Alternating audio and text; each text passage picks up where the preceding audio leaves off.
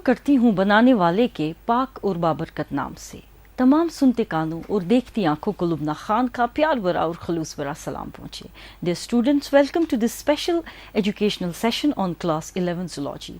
As we know that already we have discussed this chapter body fluids and circulation. In this we have discussed different types of circulation. We had already started human circulation. We had discussed the various components of the human circulatory system. We had discussed blood. We had discussed plasma. We were discussing the different types of blood corpuscles that are present in the blood, and in that we have already discussed erythrocytes, and today now we are going to discuss the second type of the blood cell, that is the leukocytes.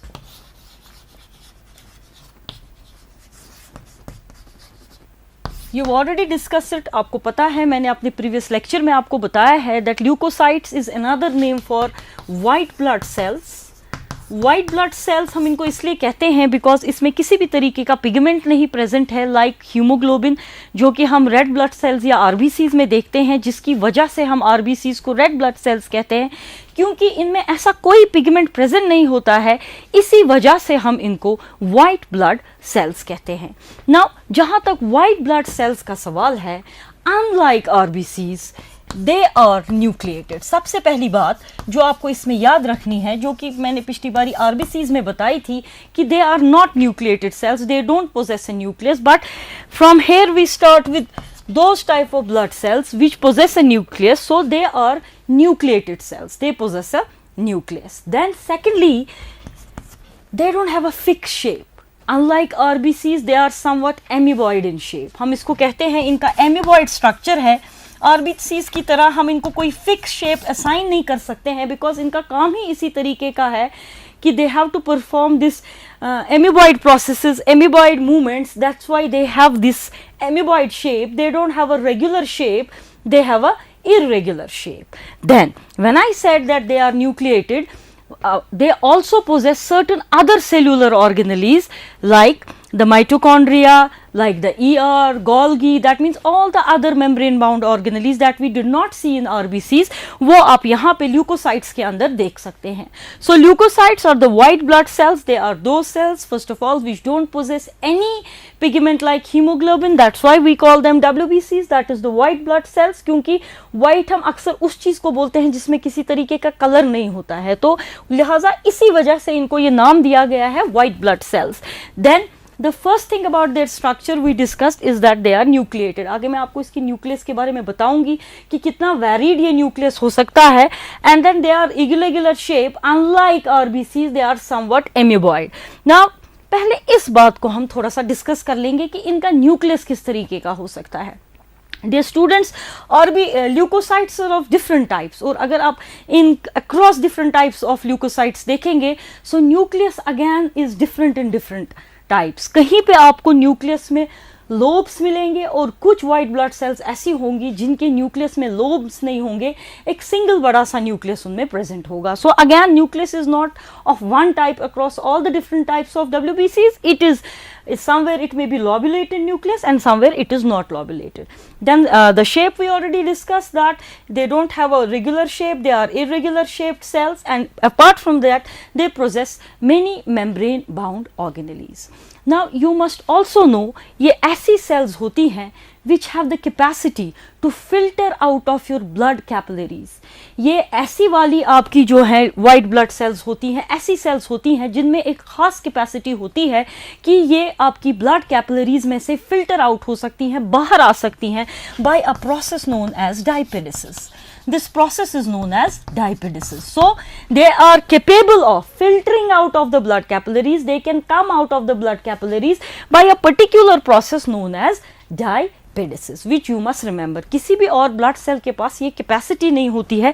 They are bestowed by the creator with the special property of filtering out of your blood capillaries, and that process is known as diapedesis. Now what is the total number of leukocytes present in your body? The total number of leukocytes in your body is represented by TLC, total leukocyte count. इसे हम कहते हैं total leukocyte count. ये हमें बताता है किसी इंसान की बॉडी में कितनी ल्यूकोसाइट्स हैं.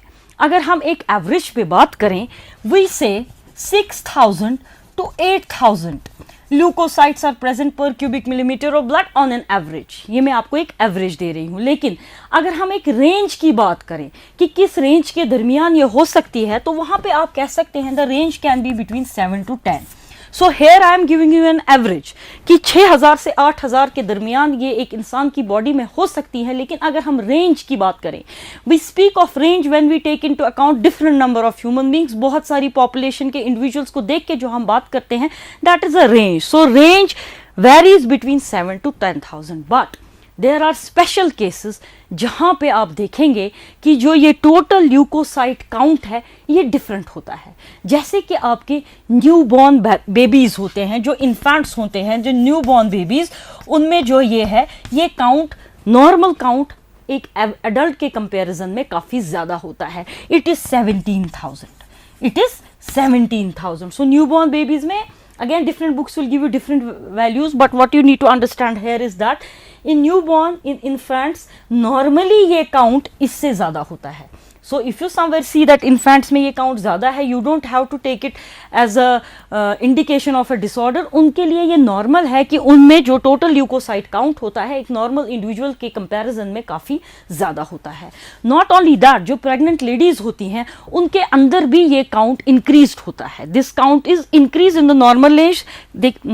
अगर हम average इसकी भी calculate करें, ये 20,000 से ऊपर होता है, but that does not mean they have a disorder।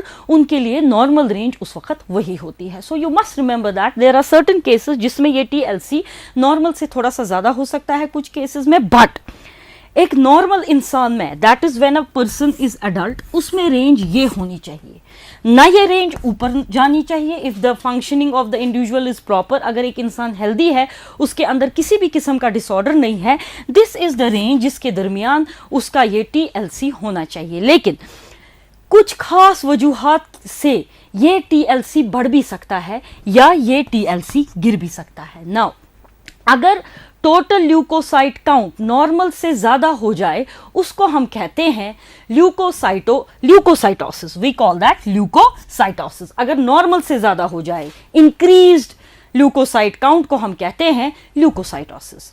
अगर डिक्रीज हो जाए, नॉर्मल से नीचे आ जाए, ये जैसे कि 5,000 से नीचे आ जाएगा, we call it leucocytopenia. We call it leucocytopenia या ल्यूकोपीनिया भी कह सकते हैं।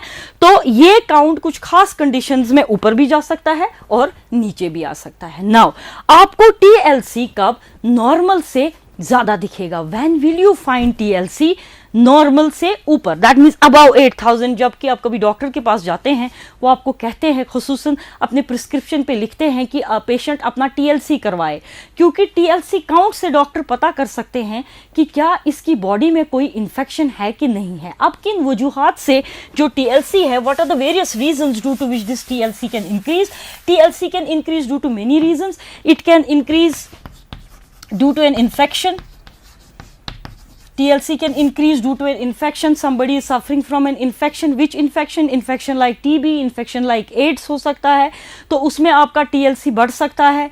Even in the cases of starvation, अगर आपने बहुत देर तक कुछ खाया नहीं है, starvation की conditions में भी आपका TLC बढ़ सकता है। Not only that, in presence of certain chemicals जिनको हम कहते हैं sulfonamides, These are certain chemicals, अगर ये आपकी बॉडी में हैं तो इनकी प्रेजेंस में भी आपका टीएलसी बढ़ सकता है। और बहुत सारे डिफरेंट कैंसर्स में भी टीएलसी का count, in certain cancers the TLC count increases. So whenever there is a increase in the total leukocyte count of your body, then it is an indication that something is wrong with the body. Either there is an infection, either the patient or the person is under the condition of starvation, or it may also indicate the presence of chemicals like sulfonamides, or it may be also indication of cancers. Then also it does not now always means that when TLC is high you start worrying that I may be having a cancer or a dreadful disease like that. Then there are counter tests. ये तो एक indication होती है, फिर diseases को confirm करने के लिए आगे और भी tests किए जाते हैं। But then these are indications कि अगर आपका TLC बढ़ रहा है, you must be very careful at that time. You must consult a doctor because that is an indication that something is wrong somewhere.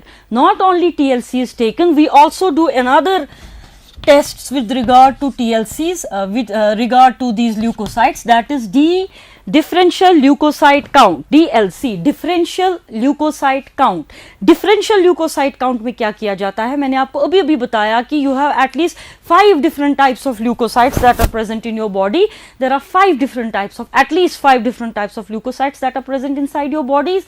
जब आपके ब्लड में हम proportionate number of different leukocytes देखें, when we check the proportionate number of, I am repeating my word, when we check the proportionate number of the leukocytes present in your body, different types of leukocytes, at least there are 5 different types of leukocytes present in your body. When we check the एक दूसरे के comparison में कितना है leukocyte count, the differential leukocyte count means the comparison of different leukocytes कितनी है एक दूसरे के रेस्पेक्ट में, ऐसे काउंट को हम बोलेंगे डिफरेंशियल ल्यूकोसाइट काउंट। और कभी कभी आपकी बॉडी में ये डिफरेंशियल ल्यूकोसाइट काउंट भी करा जाता है। सो TLC, you know, DLC you have understood, TLC is total leukocyte count and DLC is differential leukocyte count. So sometimes TLC can be done and sometimes DLC is also done. Now differential leukocyte count क्यों करा जाता है? ये करा जाता है इसलिए क्योंकि किसी डिसऑर्डर को रूल आउट करने के लिए, या अगर किसी में डीएलसी गड़बड़ाया हुआ है, this is an indication towards the presence of some disorder. So again what we see here students is that these counts of these little cells is very important for all of us. We need to keep them in a normal level, because if the normal range of these different types of blood cells is disturbed, that is always an indication of the disorder in a person. So you must remember what is the normal number and what are the conditions in which this can increase or in which it can get decreased. So this was a brief introduction about the leukocytes, white blood cells. Now dear students, let's come to the types of these leukocytes. What are the different types of these leukocytes or the white blood cells? Let us discuss them now. Different types of these leukocytes or white blood cells. White blood cells के types हैं on the presence of, क्या इनके cytoplasm में specific किस्म के granules हैं कि नहीं हैं, उसके बेस पे इनके 2 टाइप्स किए गए हैं। One is granulocytes and another is agranulocytes.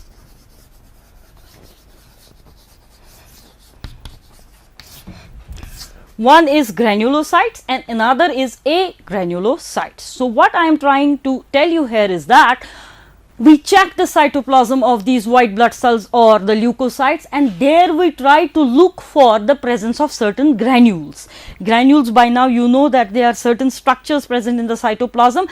We try to look for the presence of certain granules. If granules are present in the cytoplasm, we call those white blood cells as granulocytes, and if granules are not present in the cytoplasm, we call those leukocytes as agranulocytes. Now let us take up first of all the granulocytes. Now as I have already said that granulocytes is that type of WBCs which are marked, or rather whose cytoplasm, जिनके cytoplasm के अंदर, in whose cytoplasm you see the presence of granules. You see the presence of granules. अभी मैं आगे बताऊंगी ये granules कैसे होते हैं, इनमें क्या क्या हो सकता है. So granulocytes are basically those type of leukocytes which are marked by the presence of granules in their cytoplasm. Not only that, अगर आप इनके न्यूक्लियस को देखेंगे, अगर आप ऐसी ग्रैन्युलोसाइट्स के न्यूक्लियस को ऑब्जर्व करेंगे, आपको न्यूक्लियस एक सिंगल पीस की तरह नजर नहीं आएगा.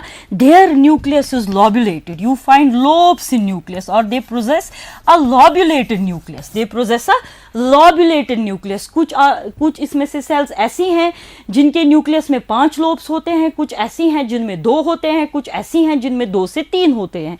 सो in granulocytes the nucleus may be marked by the presence of lobes. So they have a lobulated nucleus. That is why इनको दूसरा नाम भी दिया गया है polymorphonuclear leukocytes. polymorphonuclear leukocytes यानी इनका न्यूक्लियस जो है it does not appear to be one. आपको लगता है बहुत सारे हैं, it is not basically बहुत सारे हैं, एक ही न्यूक्लियस के बहुत सारे लोब्स होते हैं.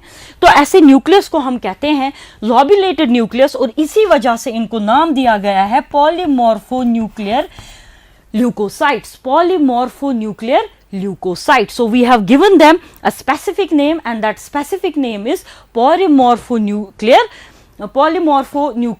leukocytes, because their nucleus is granulated. Now I have already said कि इनके साइटोप्लाज्म में ग्रेन्यूल्स होते हैं. नाउ ये ग्रेन्यूल्स किस तरीके का डाई लेंगे? ये ग्रेन्यूल्स, कुछ ग्रेन्यूल्स एक किस्म का डाई लेते हैं, कुछ ग्रेन्यूल्स दूसरे किस्म का डाई लेते हैं, और कुछ ग्रेन्यूल्स तीसरे किस्म का डाई ले लेते हैं. सो ये किस तरीके का डाई लेंगे? अकॉर्डिंगली दे आर कैरेक्टराइज्ड और they are divided into 3 types. कि ये आपके जो ल्यूकोसाइट्स हैं, कौन सा टाइप? ग्रेन्युलोसाइट्स. ये किस किस्म का डाई लेंगे? अकॉर्डिंगली इनके न्यूक्लियस, इनको 3 कैटेगरीज में डिवाइड करा गया है. Now what are those 3 categories जिनमें इनको डिवाइड करा गया है? First one is the neutrophils, third one is the eosinophils, and the third one is the basophils. Now, जैसा कि मैंने अभी आपको बताया कि हमने आगे जो है ग्रैन्युलोसाइट्स को 3 टाइप्स में डिवाइड किया गया है. नाउ कैसे डिवाइड किया गया है, किस बेस पे डिवाइड किया गया है? ये बेस ली गई है कि इनके साइटोप्लाज्म में जो ग्रैन्यूल हैं वो किस तरीके का डाई लेंगे. अगर वो एक न्यूट्रल pH का डाई लेते हैं, then we call them as neutrophils. They are stained with a neutral dye. They are stained with a neutral dye, and hence we call them neutrophils. ये neutral dye से stain होते हैं. That's why they have been given the name as neutrophils. And these are dyed by, they take the stain of a acidic dye. एक acidic dye होता है जिसे कि हम कहते हैं eosin, और इसी से इनका नाम निकला है. ये एक एसिडिक डाई से स्टेन होती हैं जिसे हम eosin कहते हैं, hence the name eosinophils. Then again they take a basic dye like the methylene blue, which is a basic dye. So they take a basic dye, that is why we call them the basophils. So what we have understood here is that that on the basis of the dye that the granules take, they have been classified into 3 types. If they take a neutral dye, they are stained with a neutral dye, we call them neutrophils. If they are stained with an acidic dye like eosin, we call them eosinophils. And then the basophils, they take a basic dye. Now all the types, जो भी आपके granulocytes हैं, ये सारों के सारों तीनों types का ओरिजिन क्या है? ये तीनों जो है आपके ब्लड के बोन्स के अंदर जो बोन मैरो होता है उससे इसका ओरिजिन हुआ है.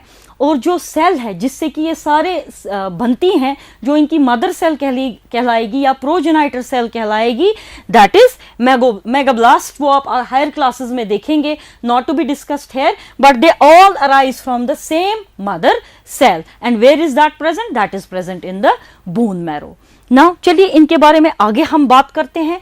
न्यूट्रोफिल्स की हम आगे बात करते हैं. अगर आप न्यूट्रोफिल्स को ऑब्जर्व करेंगे, इनका जो न्यूक्लियस है, जरा गौर से सुनिएगा, इनका जो न्यूक्लियस है, it appears to have 5 to 7 lobes. That means nucleus इस तरीके का है कि 5 से 7 लोब्स जैसे आपको इसमें नजर आएंगे. 1 2 3 4 5 6. It appears to have 7 lobes. 5 से 7 लोब तब आपको इसके न्यूक्लियस में नजर आएंगे.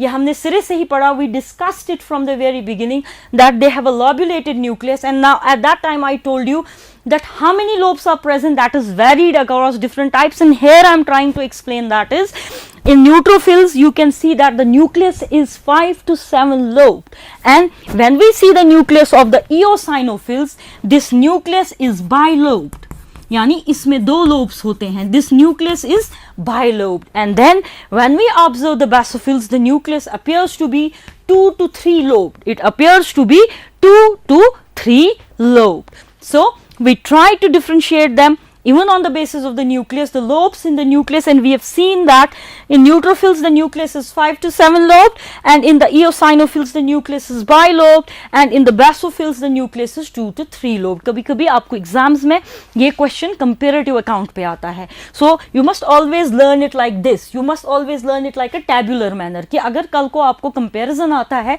You can easily compare it. And sometimes अगर आपको इंडिविजुअली भी आएंगे तो आप एक पॉइंट आराम से लिख सकते हैं. So you must learn this question, you must write this question in a tabulated form whenever you are preparing for exams. Now, what about that? इनके क्या functions है? They are mainly phagocytic in nature.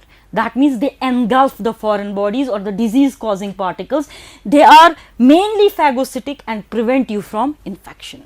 So they are mainly phagocytic. सारी phagocytosis करती हैं. They are mainly phagocytic and they prevent you from infection. They prevent from infections. ये इनका काम है. Phagocytic है. They can undergo a process called as phagocytosis, जिसके जरिए ये disease causing pathogens को, particles को engulf करके they can kill them and help you get rid of the infection. That is what we call, they are phagocytic in nature. They are mostly phagocytic in nature, and not only that, they prevent you from infection. Then coming to the second type, that is eosinophil. They are slightly phagocytic. ये इतनी phagocytic नहीं होती हैं जितनी कि आपकी neutrophils होती हैं. They are slightly phagocytic. They are slightly phagocytic. They are slightly phagocytic, यानी ज़्यादा phagocytosis नहीं करती हैं. तो इवेंचुअली हम ये भी समझेंगे कि उतना बड़ा रोल इनका इन्फेक्शन हीलिंग में नहीं होगा. फिर इनका रोल किस में है? They have a main role in detoxification of certain chemicals. इनका जो मेजर रोल है आपकी बॉडी में, that is in the detoxification. So they help you to detoxify things. They have a main role in detoxification. Who? These eosinophils. Then coming to the basophils. When we speak of basophils, now basophils they are not phagocytic at all. तो इनका role किस में है? इनका role जो है it is in those processes which involve inflammation. So they have a role in inflammatory processes. They have a role in inflammatory processes. They have a role in inflammatory processes. So हमने 3 किस्म के granulocytes को discuss किया, and the 3 types of granulocytes were neutrophils, eosinophils and basophils. Now अब मैं quickly आपको इसका recap करवाती हूँ. नाउ हमने किस बेस पे इनको कैटेगराइज किया, किस बेस पे हमने इनको डिवाइड किया. The basis of the division was कि इनके साइटोप्लाज्म में जो ग्रैन्यूल्स हैं वो किस तरीके का डाई लेंगे. अगर वो एक न्यूट्रल डाई लेते हैं तो हम उन्हें कहते हैं न्यूट्रोफिल्स. अगर वो एक एसिडिक डाई लेते हैं जैसे कि इओसिन, जिसकी वजह से ही इनको नाम दिया गया है इओसाइनोफिल्स, और अगर वो एक बेसिक डाई लेते हैं जैसे कि methylene blue, we call them basophils. Then we try to compare their nucleus across the 3. We try to compare the nucleus. If we see the neutrophils, the nucleus is 5 to 7 lobe, which you must remember. This is frequently asked in examinations, that the nucleus of the neutrophils is 5 to 7 lobe. And then we speak of eosinophils, it is bilobe. 2 he lobes होते हैं इसके nucleus में. And when we speak of basophils, the nucleus is 2 to 3 lobe. Then coming to their main thing, that is what they function as. They are mostly they can undergo the process of phagocytosis. That's why we call them phagocytic. They are mostly phagocytic. When they are phagocytic, I mean to say that they can undergo the process of phagocytosis, by which they can trap the disease causing pathogen, which you will actually learn about the pathway, how they do it in higher classes. They trap the disease causing pathogen, they kill it, and in that way they help you to prevent yourself from infections. तो इनका जो role है infection curing में है, infection से आपको बचाने के लिए है. Since they are phagocytic, that's why they can prevent you from infections. Then when we come to eosinophils and we try to see their functions, ये slightly phagocytic होते हैं. जिस तरीके से कि ये widely process of phagocytosis कर सकते हैं, ये उतना widely process of phagocytosis नहीं कर सकते हैं. ये slightly phagocytic होते हैं, और इनका रोल लिहाजा किस में है? ये इसलिए स्लाइटली फैगोसिटिक हैं क्योंकि इनका ज़्यादा रोल डिटॉक्सिफिकेशन में है, जिसमें इन्हें फैगोसाइटोसिस की ज़रूरत नहीं पड़ेगी. Then coming to the third one, basophil, they are not phagocytic at all, and their main role is in the inflammatory processes. So dear students, this was about the granulocytes. Now we are left with the agranulocytes that we will be taking up in our next lecture, because the clock is telling me to wind my lecture up. So I leave you here with the promise that we will meet again. Till then, stay home, stay safe, stay blessed.